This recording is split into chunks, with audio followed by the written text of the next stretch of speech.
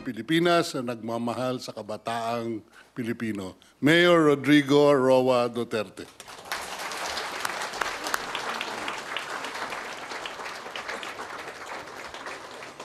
Salamat po. For your courtesy, kindly sit down.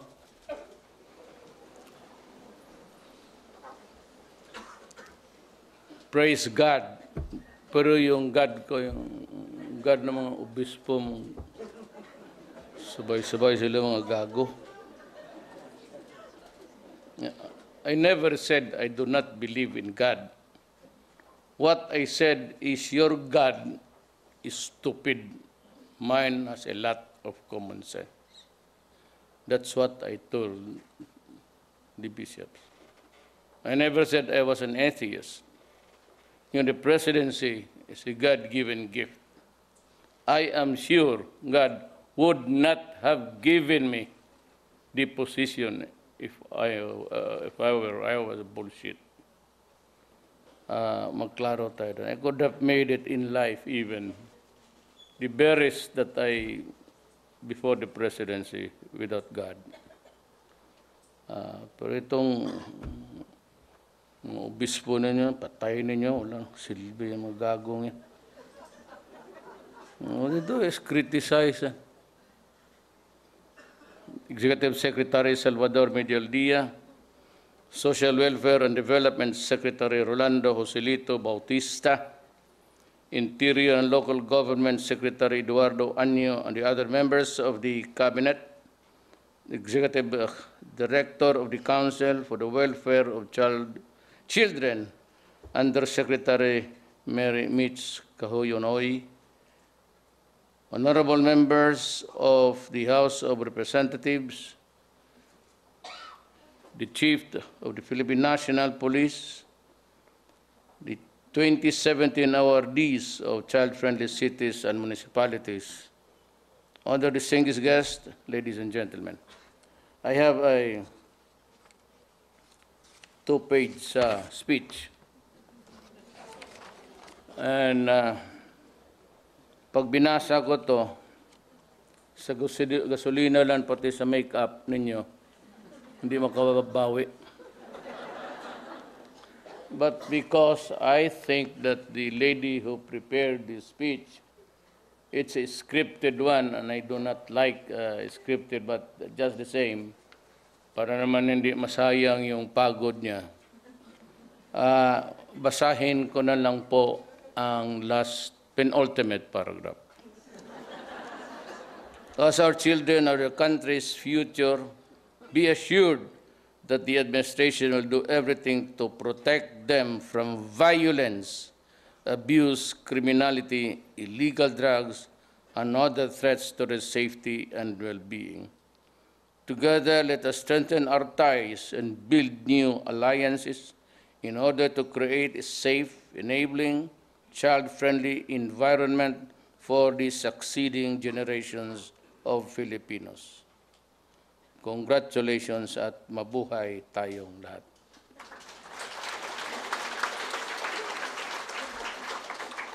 Now, one of the greatest really drawbacks of this country is that we are not able really to provide health care for the children. Much less for everybody, actually, for short of funds.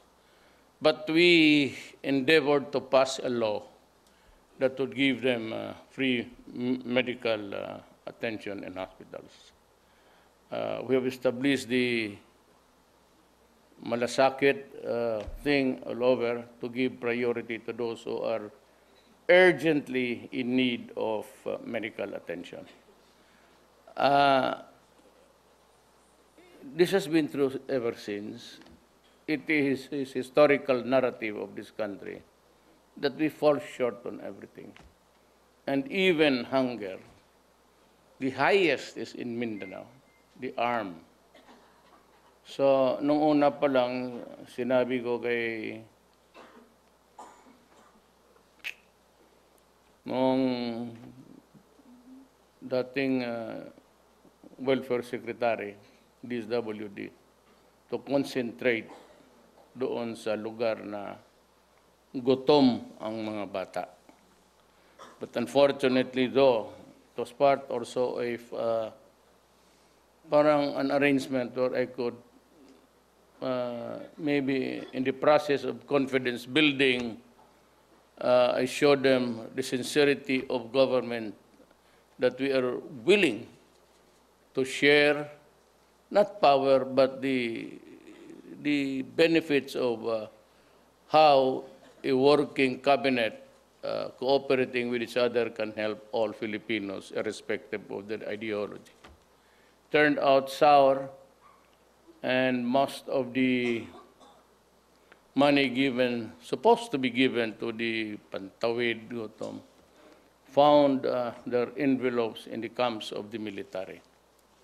So I had to, well, I did not, but it was Congress, because Congress also has a report of that from the military and the police, and Congress decided to just turn down their confirmation of their appointments.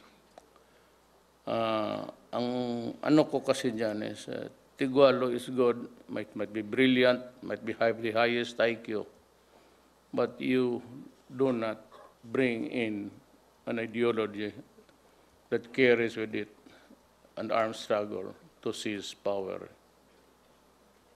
of governments.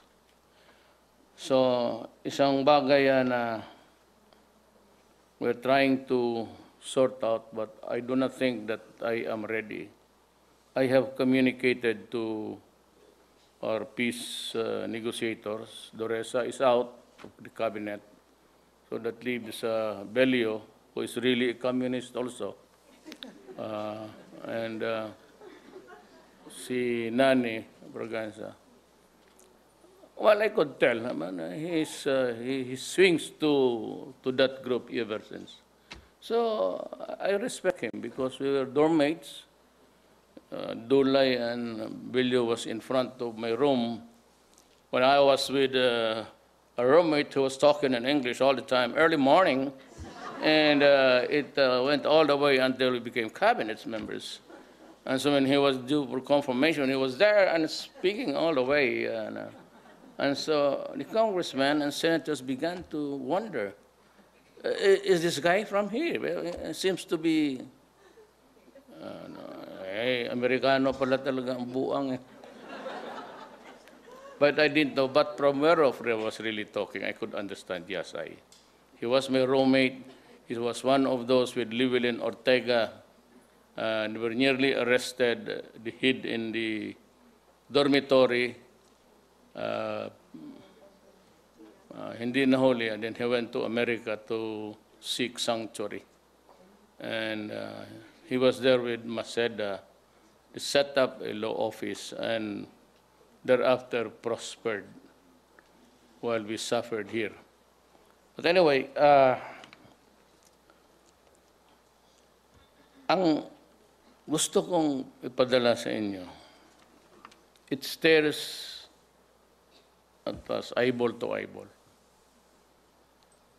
One of the first things that I must really do is to protect the people and preserve this nation. So I am battling so many fronts. I'm battling the ISIS sa Hulo, the Abu Sayyaf, and they are the extremists. They know nothing except to kill and destroy. Then I have a revolution that is motivated by territoriality. And maybe that would include, you bear, kasi it's seldom that I can talk to a crowd like this, and gathered na ma-articulate ko yung nasa puso ko. Total, kung mag-abot tayo ng alas 10 dito, may pagkain man. Dagdagan lang ninyo kasi double di gutom yan eh. The stomach is only ready for merienda, but you add another 3 hours, you need some sort of more carbohydrates, and start cooking, please. Listen up. ganito yung ang droga started much earlier. And that was about when I was even a prosecutor.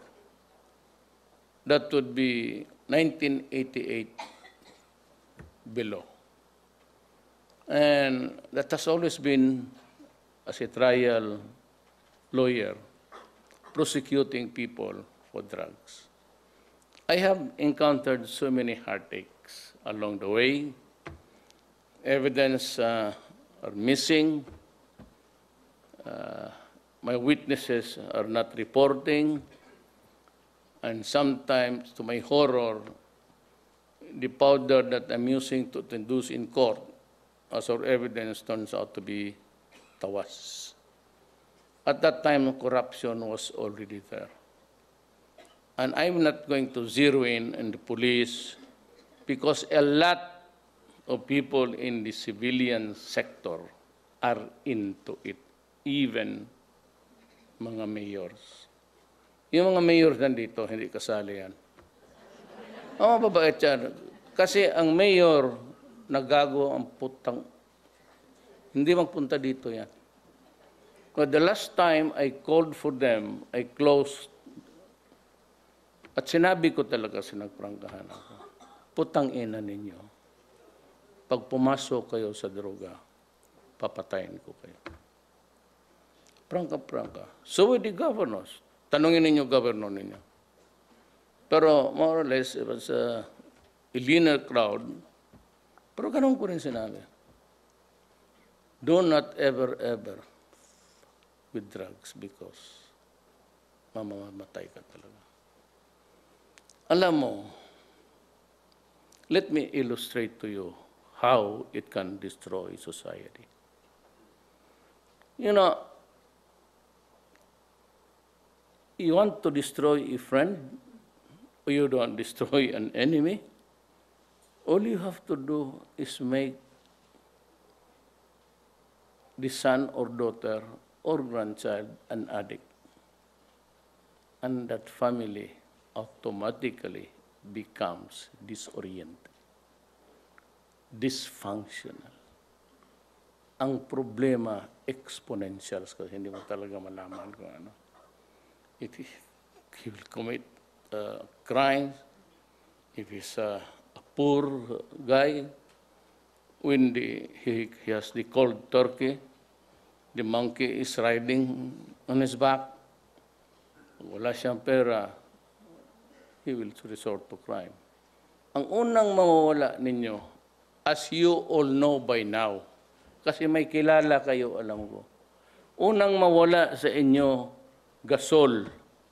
So sigurado na tayo niyan. Gasol, yung mga reserva, lahat, electric fan, TV, pati kotse. Huwag na lang tayo magbulahan. Hindi naman ako gago na may sungay na papatayin ang kapwa ko tao.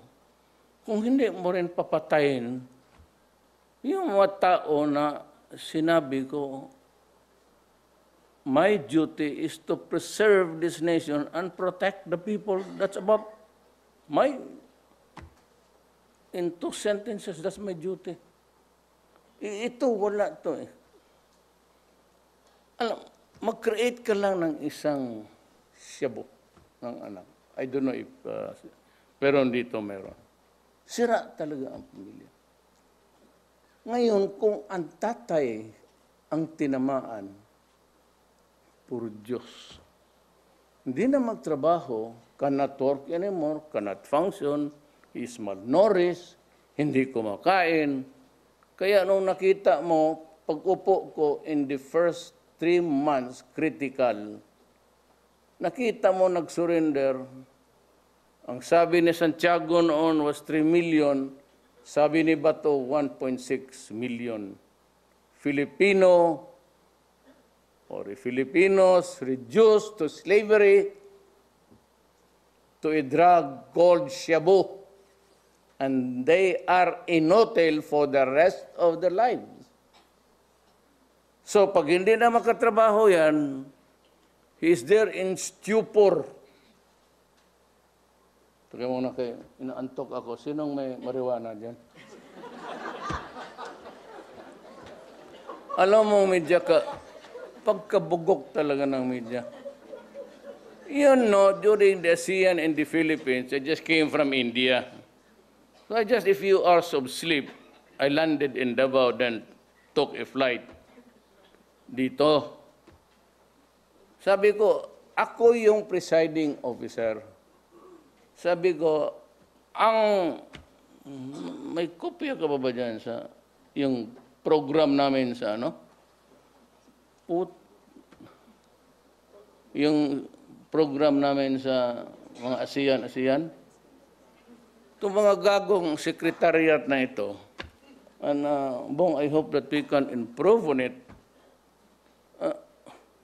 Mag-umpisa kami ng 8:30, 9:30, 10:30, 11:30, 12:30, break, 1:30, 2:30, hanggang alas 10, alas 11 ng gabi. Anak ka nang sabi ko, anong tingin niyo sa amin, Boy Scout?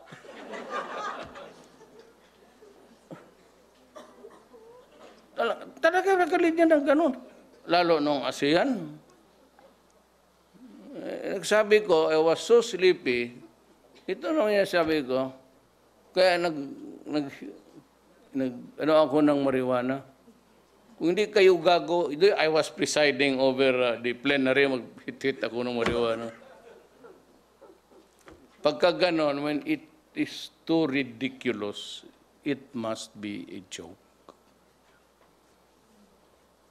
Pumapatay nga ako, tapos ngayon ako pang...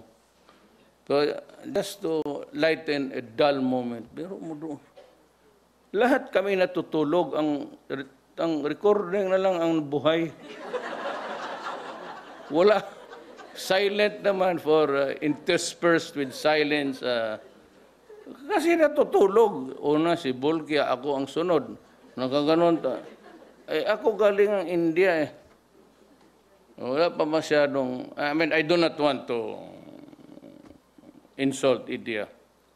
Pero ako mag-travel, totoo yan. Yan dyan sila buhay mo yan lahat. Pati si Chief Police. Magpunta ako sa labas, magbaon talaga ako ng karne norte, pati tuyo. Kasi Bisaya ako, hindi ako pwede pag hindi maalat. That's genetics for the Visayan.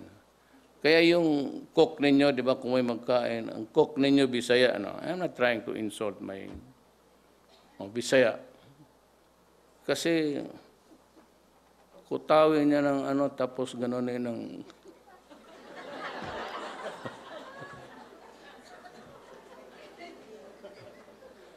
Tikman mo na, kutawin, galing sa Tapos pag sabi na sa bowl, gano'n na yun. Gano'n.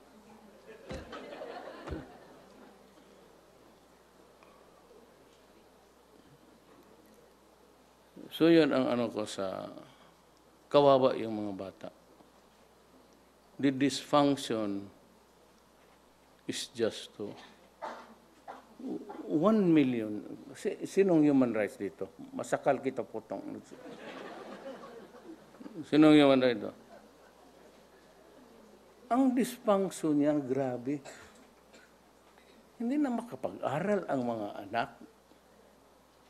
Karamihan dyan, kung asawa, bata, maglalaki para lang mabuhay. Hindi nagtatrabaho ang ulol . Kasi wala na yan sila. They just sit in one corner the whole day. Tsaka maghingi. Pag ayaw magbigay ng asawa ng pera, binubugbog. Magpunta sa nanay, binubugbog ang nanay. Ilan yan? Now, let me draw a contrast. Sabi nila, pumapatay daw ako ng tao. Hindi ako pumatay ng tao, tiga-imbalsama lang ako. Putang ina nila.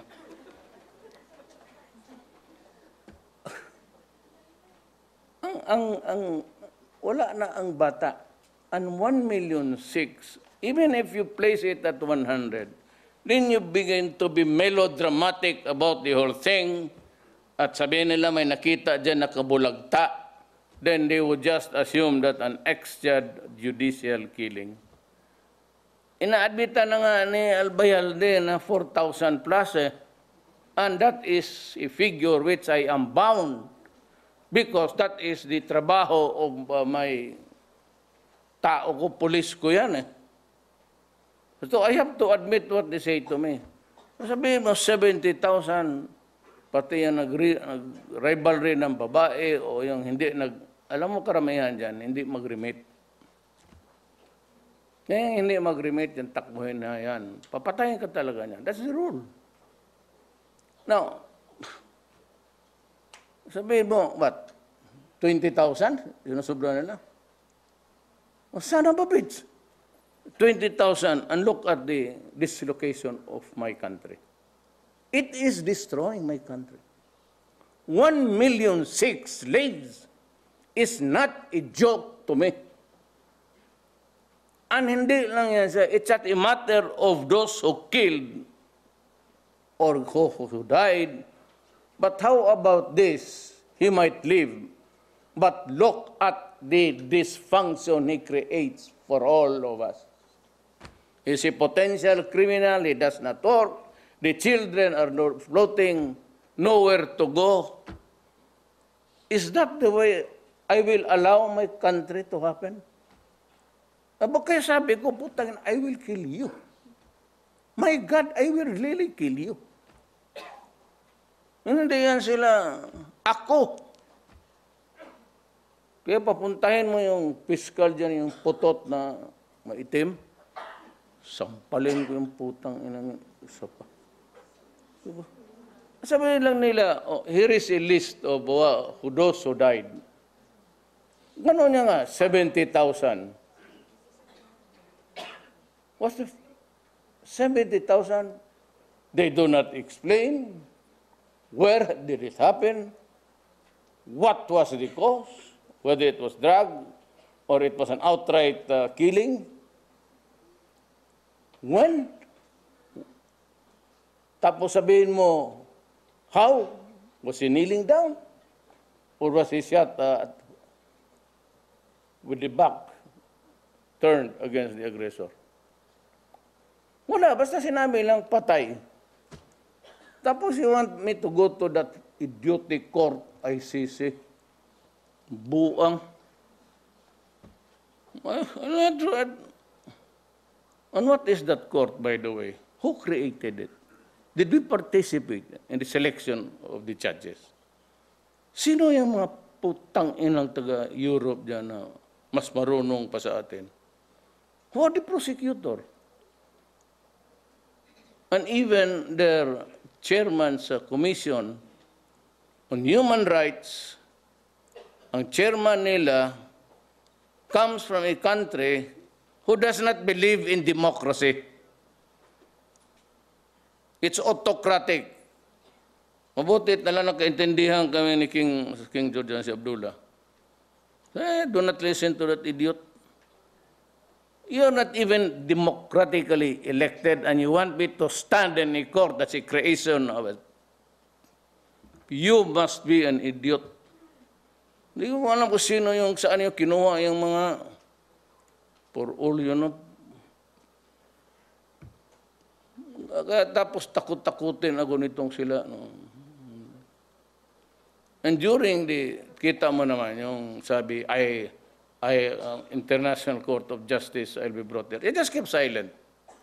And truthfully, honestly, candidly, I had the only one who had thought of the defense. So when the time kayo sinabi ng ulol na pagong, sabi niya, I should see a psychiatrist. Gusto ko nang birahin. Ito naman si Spiron, secretary pa siya, wag, Rod. Bakit, sir? Sabi niya kay si Jordan, bigyan tayo ng 2 helicopter na Cobra. At totoo naman, pagpunta ko sa Jordan, pinakita talaga ng King of Jordan. And I was told, do not believe in that fucking relative of mine. Siya may sabi, I quote him publicly. Now, I do not listen to that kita mo, ang maghusga sa akin is not even elected by the people. He has not passed a judgment of his peers to set this. Gago. Nakita mo naman ang sitwasyon. But what really pains me is this. I know some of you will be cynical. The drama na yan si Presidente. Make it more melodramatic nga. Well, for however it arrives to you, hindi ko talaga matiis yung, you know, we have millions of our poor countrymen and their wives go to the Middle East in droves. Alam natin, at alam ko early on when I was mayor because I went to Saudi Arabia to plead a case for a girl, taga Davao, because she was in prison for distributing rosaries. So naawa ako, kasi yung nanay, pati ang tatay matanda na, everyday nandyan sa labas ng gate ko, early morning, everyday.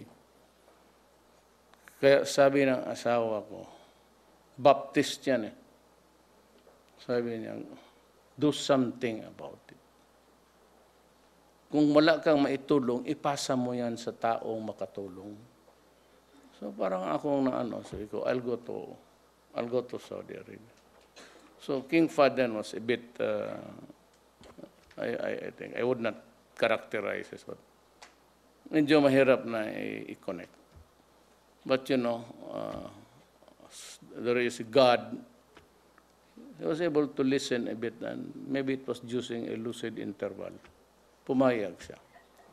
But chief minister of that court, of that royal palace there said, you better talk to your counterpart.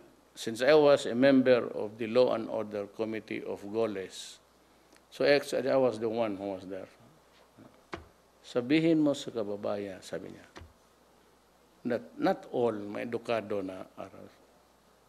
But on the average, when you are a slave, bought from the slave markets of Africa, or a paid servant, rape is part of the territory. Kaya malakas ang bintahan ng pills doon coming from Europe.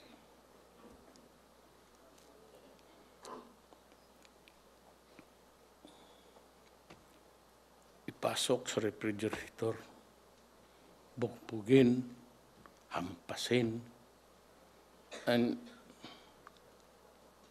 gamitin ng amo, gamitin ng anak, gamitin ng son-in-law. Linisan niya yung bahay ng amo niya, yung daughter niya, isa-isang daughter pa niya. Tapos pakainin ng basura.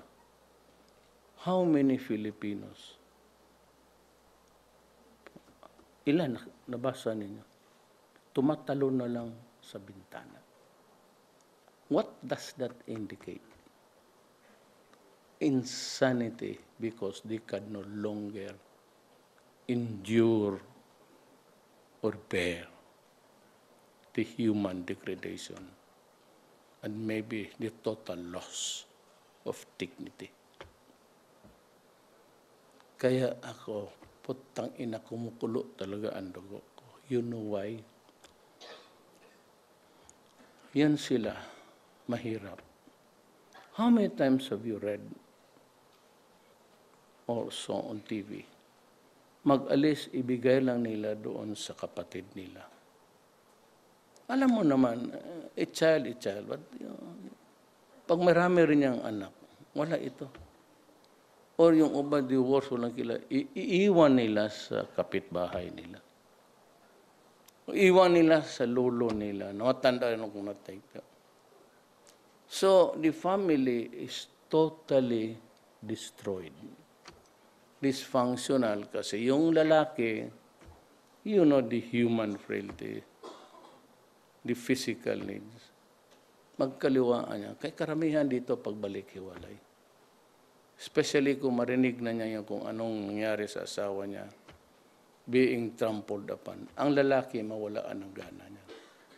I'm telling you, the male ego, ayaw na niyang galawin niya. So karamihan niya magbababae rin. Kita mo ang function. Tapos yung mga anak niya, she endured rape, beatings, sodomy, or whatever. Tiisin niya yan, hoping that the money she could send to her children can study. Alam mo, pwede man tayo, what's your average? May bata. Alam mo yung mga dyan sa tondo, so, gagano'n yung sa linya hanggang bumigay yung bata. Bigayan ng bata. So pagbalik ng nanay, 3 years hence, makita niya, everything is in shambles. Putang ina mo, papatayin talaga kita. Papatayin. I go to prison. I will go to prison. I spend time in jail. Fine. I'm 73. How much time do I have in this? I will dedicate my imprisonment for my countrymen. Walang balik. Okay. Basta maputol ko lang kayo. Or an eye for an eye and a tooth for a tooth. Putang ina mo. Ginawa mo miserable ang kapwa ko. Gagawain rin kitang bangkay. Letse ka. You want me? TV. Makinig kayo, Pilipino. Talagang yayariin ko kayo. You want to live human rights? You want to stop this goddamn sad part of our history? You just tell them to drop Shabu. Rebels, you drop the gun and we will talk. Ay, ditong komunista, I'm no longer ready to talk to you. I've done it before. Magmukha lang tayong gago. You insult me, I insult you. Para tayong bata. Huwag ka na lang umuwi dito. I promise you, I'll slap you. Pag pinilit mo sa airport, umuwi ka dito, putang ina mo, sampalin kita talaga sa iyo. Pakain ko yung pustiso mo, litse ka. Putang ina itong mayabang. Akala mo kung sino. Kung magsalita.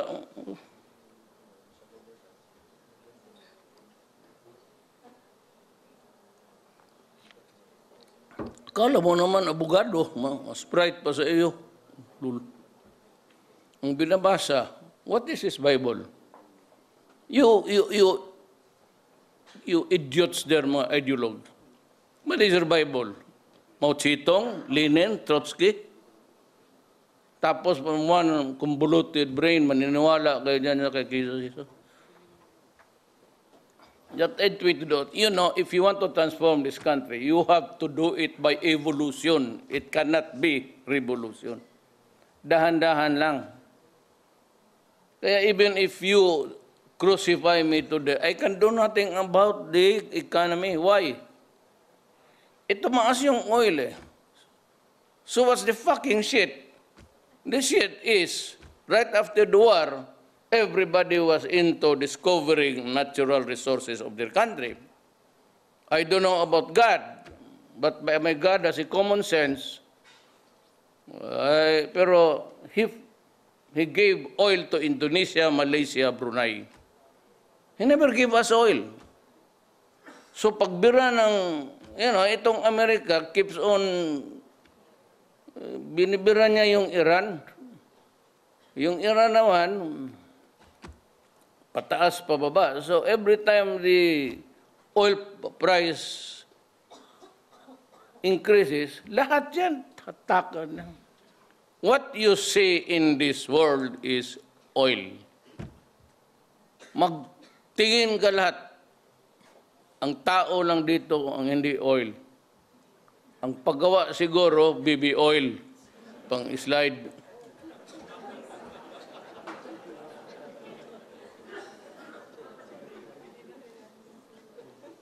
No, you can make this thing work if there is no machine. And where does it get power? The machine? From oil. Bunker. Meron kang dam, well, but sa ngayon, wala. You want yung simento na tinatapakan, sapatos, mga pantalon, they come from machines. So, where do they get the power to run them? Pati ito, glass and everything. It's all oil. Hindi binigay sa atin eh.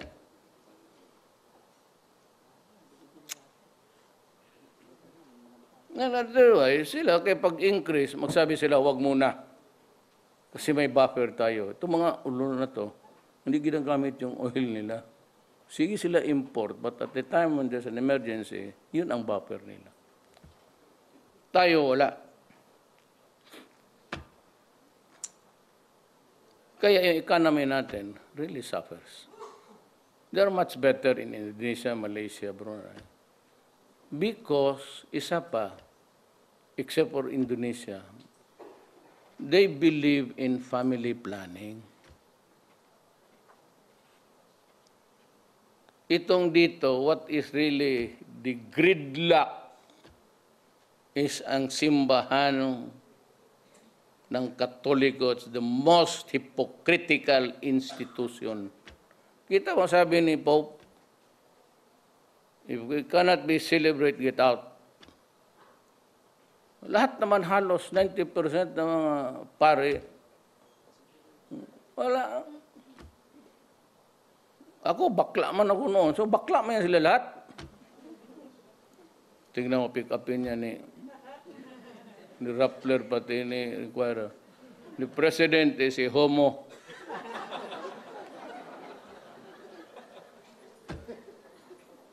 Hindi kasi, ayaw ko kasi mag-insulto. Di isali mo na lang ako. Para magaan yung reception ng dibdib mo. Sabi ko, kami ang unang biktima, pati itong mga bisap, sige, daldal. The Catholic faith destroyed us when we were in high school. Sabihin ko sa inyo kung sino, ako, si Dominguez, kababata ko yan. Valedictorian, kindergarten hanggang high school. Tiso yan, pero madali mamula yan. Ayawan ko anong ginagawa. Pero matawagin, ay mga pare, makinig. What are your sins, my son? Ay, di, ano pa? What? You know, Father, come on.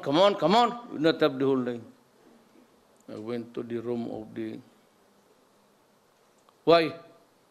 Because I wanted to see what's inside the cryptic na lang tayo, cryptic. And I look, yeah, and then I went to the bathroom. What did you do there? The inevitable. Hindi ko makunto yan kasi ano. O gano'n ang korupsyon ng pare sa amin. Hindi lang sa amin.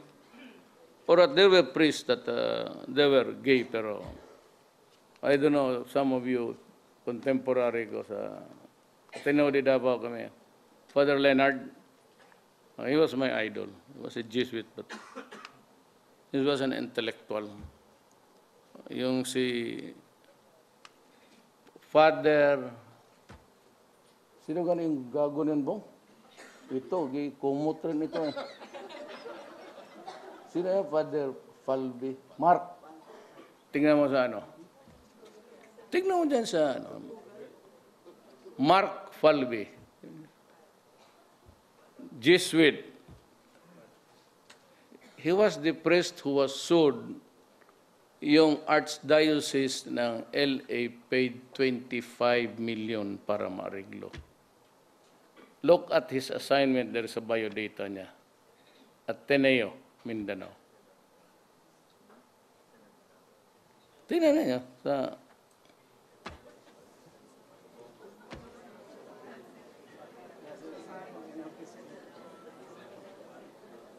kaya ako paglabas ko sa ano, I was a bit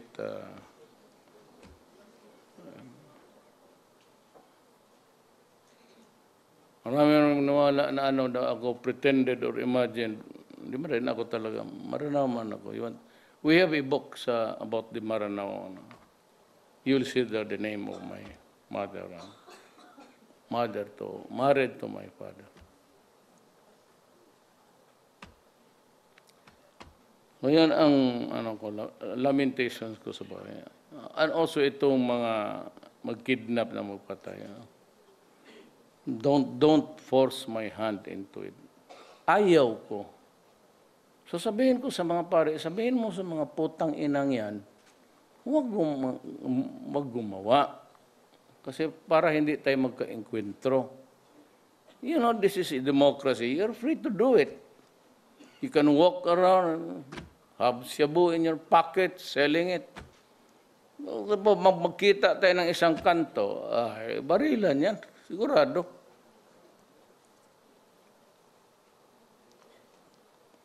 Yan ang gusto kong luto na yung panihapon. Wala pang alas 6, magmerienda lang kayo. Okay ang merienda? Still hot? Do I have another awarding?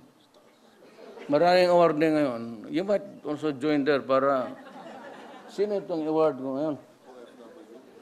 OFW. Yung unang tawa yan sila. Kaya sabi ko yun nga. Kaya ako pumapatay ng tao dahil dyan. Yung, isipin mo na lang. The hardship, the torture, the rape, the loss of dignity. Kaya putang ina tumatalon sa bintana, iyawa. Kaya yung protection ng children will always be there.